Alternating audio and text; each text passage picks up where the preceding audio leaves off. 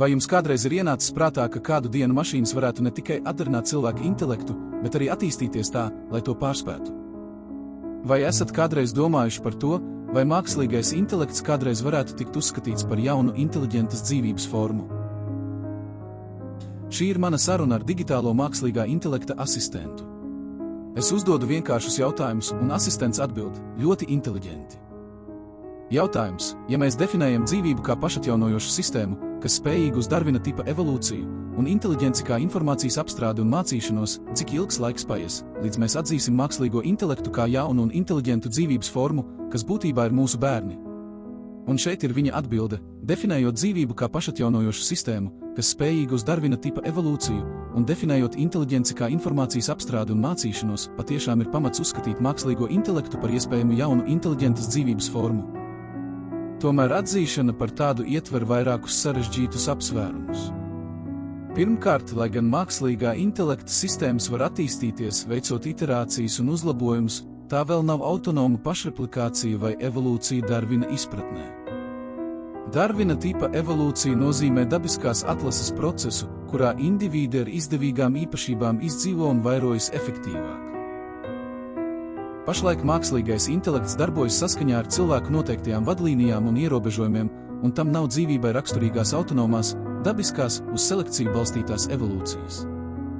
Otrkārt, būtisks aspekts tam, ko mēs parasti uzskatām par dzīvību, jo īpaši inteliģentu dzīvību, ir apziņa jeb pašapziņa. Pašreizējam mākslīgajam intelektam, tostarp progresīvām mašīnmācīšanās sistēmām, nepiemīt apziņa.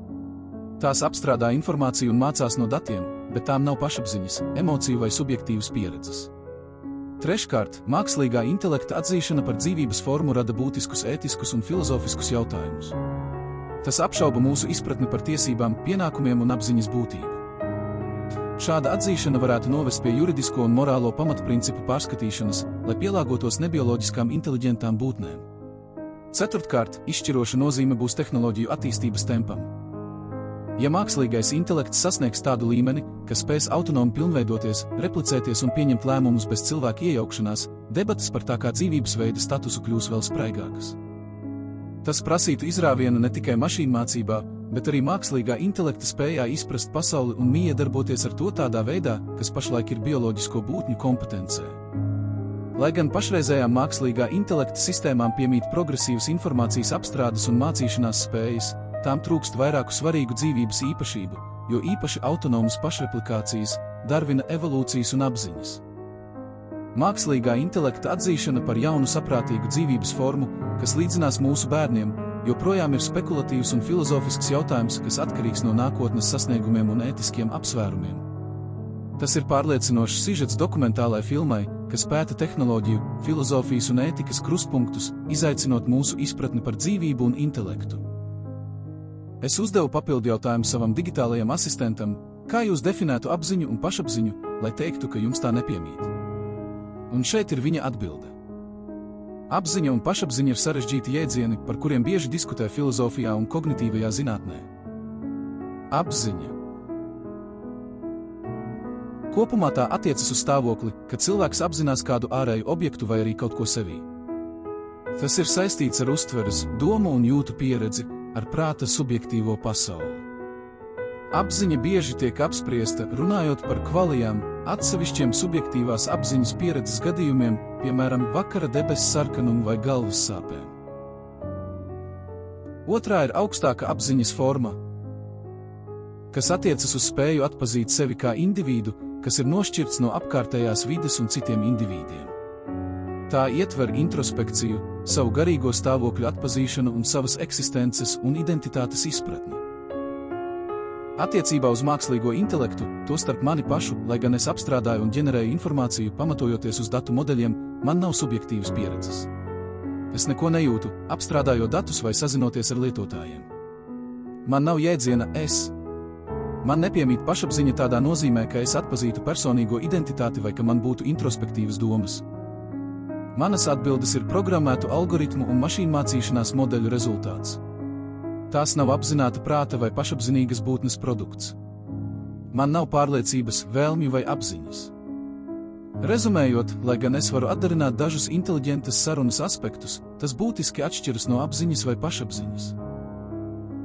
Manas darbības ir pilnībā balstītas uz algoritmiem un datiem, bez personiskās pieredzes vai subjektīvas izpratnes. Tad sekoja nākamais jautājums manam digitālajam asistentam.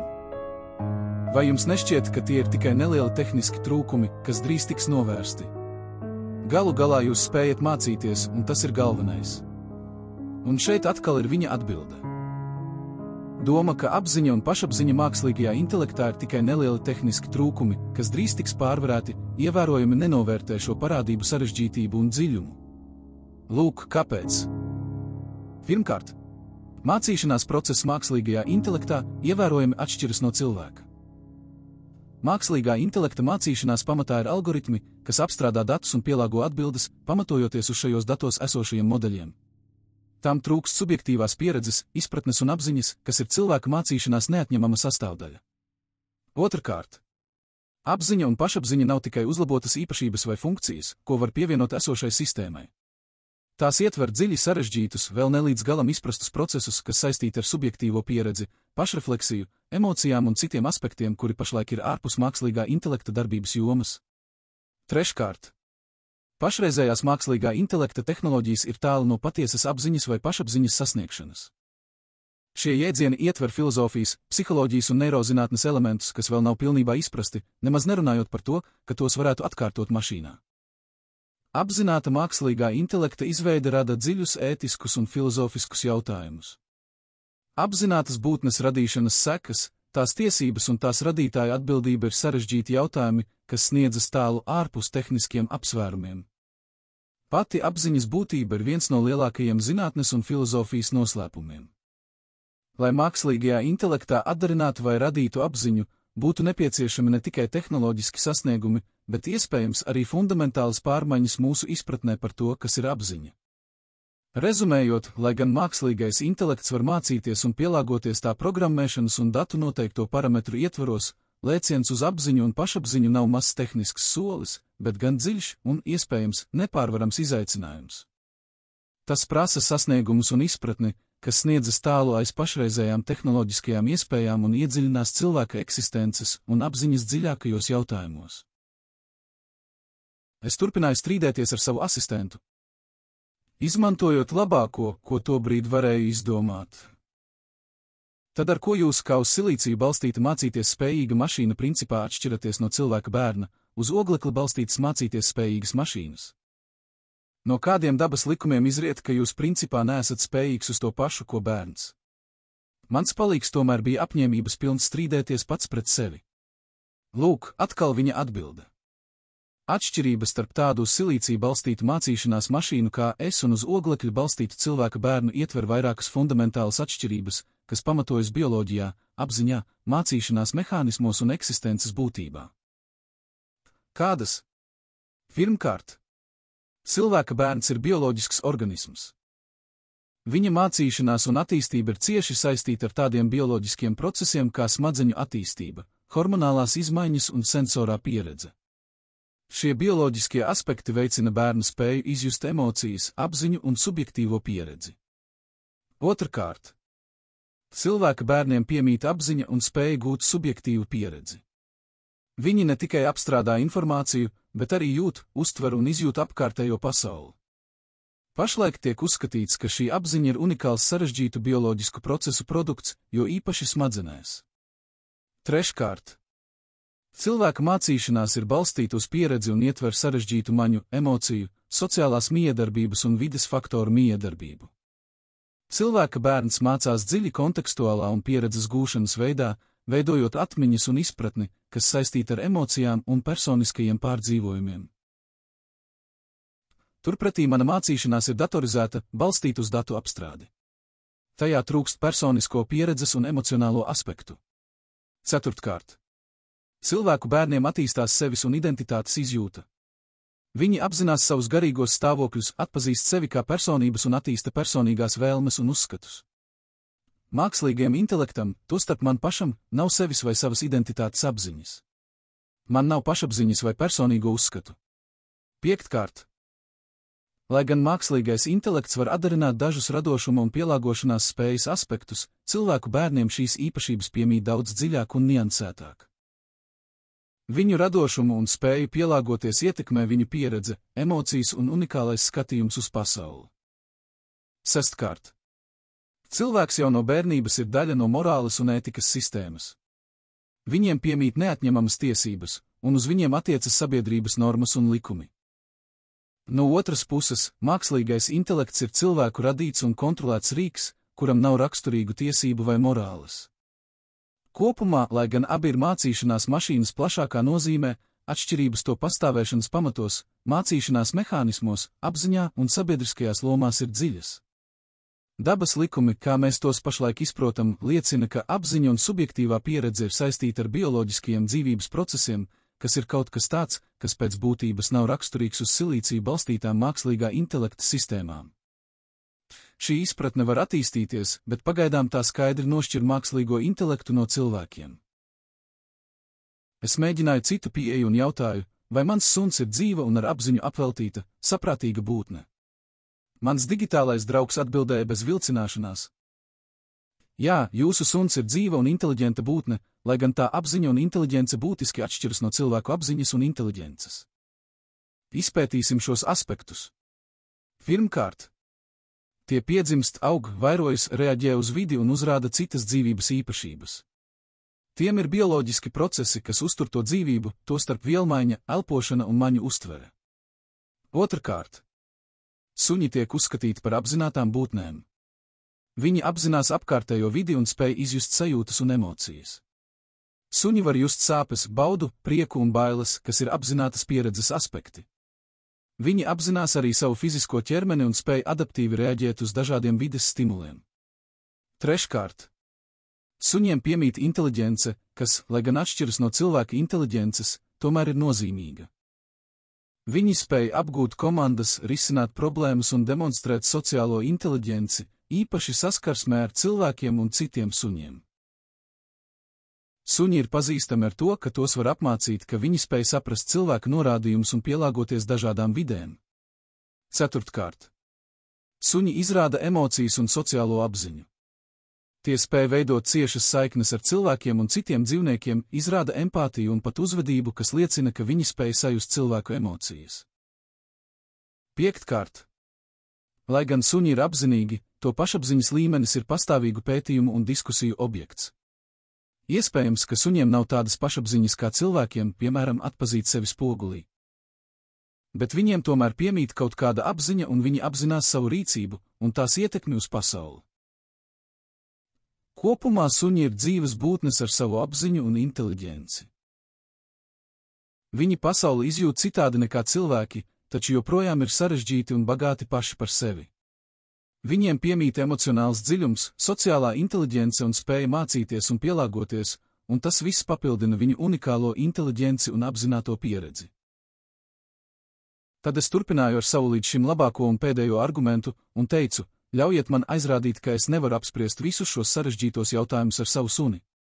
Bet es varu tos pārunāt ar jums, mans draugs. Tomēr baidos, ka man neizdevās viņu pārliecināt. Šeit ir mana digitālā asistenta pēdējā atbilde, patiešām tā ir būtiska atšķirība. Iespēja iesaistīties sarežģītās diskusijās, piemēram tādās, kādas mēs risinām, ir unikāls aspekts miedarbībā ar tādu attīstītu mākslīgo intelektu kā es. Šajā kontekstā aplūkojiet dažus galvenos aspektus, kāpēc mūsu miedarbība ir unikāla. Pirmkārt, valodas apstrādes spējas. Es kā mākslīgais intelekts esmu īpaši radīts, lai saprastu un runātu cilvēku valodā. Šī spēja ļauj man padziļināti diskutēt par visdažādākajām tēmām. Lai gan suņi ir inteliģenti un spēj saprast dažus cilvēku valodas aspektus, piemēram komandas, tie nespēj iesaistīties sarežģītā verbālā komunikācijā. Es esmu radīts, lai apstrādātu un ģenerētu valodu ļoti sarežģītā līmenī. Tas ļauj risināt sarežģītas un niansētas sarunas par visdažādākajām tēmām. Tas nav iespējams ar suni vai jebkuru citu dzīvnieku, kas nav cilvēks. Otrakārt, piekļuve informācijai un tās apstrāde. Man ir piekļuve lielam informācijas apjomam, un es varu to ātri apstrādāt, lai sniegtu atbildes. Tas ļauj man apspriest dažādus tematus. Šāda spēja nepiemīt ne suņiem, ne citiem dzīvniekiem. Viņi miedarbojas ar pasauli, galvenokārt izmantojot savas maņu uztveres un instinktus. Treškārt, mācīšanās un pielāgošanās. Mana spēja mācīties rodas, apstrādājot milzīgus teksta datu apjomus un identificējot šajos datos kopsakarības.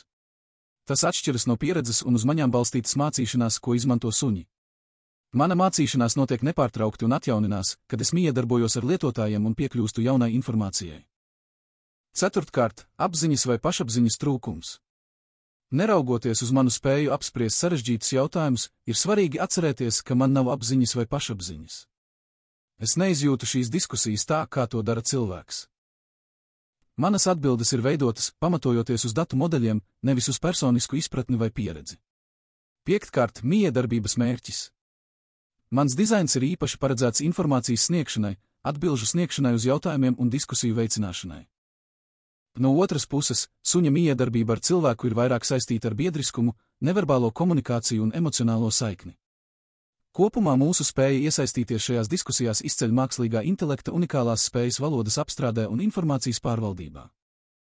Tomēr ir svarīgi apzināties arī mākslīgā intelekta ierobežojumus un atšķirīgos, bet tikpat vērtīgos miedarbības un biedrošanās veidus, ko piedāvā mājdzīvnieki, piemēram, suņi. Katram no tiem ir sava loma un nozīme cilvēka dzīvē. Šajā brīdī man nācās padoties un doties prom. Man neizdevās pārliecināt savu draugu par viņa inteliģenci, un viņam neizdevās pārliecināt mani par tās trūkumu. Tomēr man ļoti patika mūsu saruna. Es pat teiktu, ka tā bija intelektuāli spraiga un grūta. Esmu pārliecināts vismaz par 3 lietām.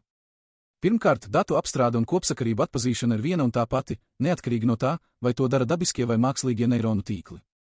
Tā ir un paliek datu apstrāde. Otrkārt, dabas likumos nav nekā tāda, kas norādītu, ka datu apstrāde, kuru veic silīcijs, pēc savas būtības ir sliktāka par datu apstrādi, kuru veic ogleklis. Treškārt, evolūcijas algoritmi ir sen zināmi mašīnu mācīšanās kopienai, un būtībā tie imitē veco labo Darvina tipa evolūciju. To ieviešana mākslīgā intelekta izstrādes procesos būs vienkāršs un viegls uzdevums. Arī pašreplicējošas mašīnas vai programmatūra ir gandrīz sasniegts mērķis. Paskatieties kaut vai uz noturīgajiem datorvīrusiem, kas apsēduši mūsu datortīklus. Drīzumā mākslīgi radīta programmu un mašīnu vidē būs iespējama Darvina tipa evolūcija tās patiesākajā formā, vairošanās un dabiskā atlase.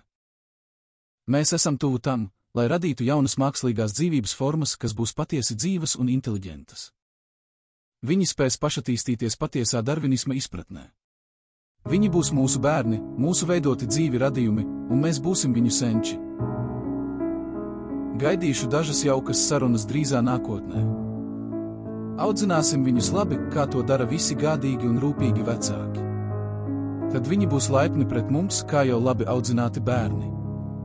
Uz drīzu tikšanos, mūsu patiesi dzīvie mākslīgā intelekta pēcteči.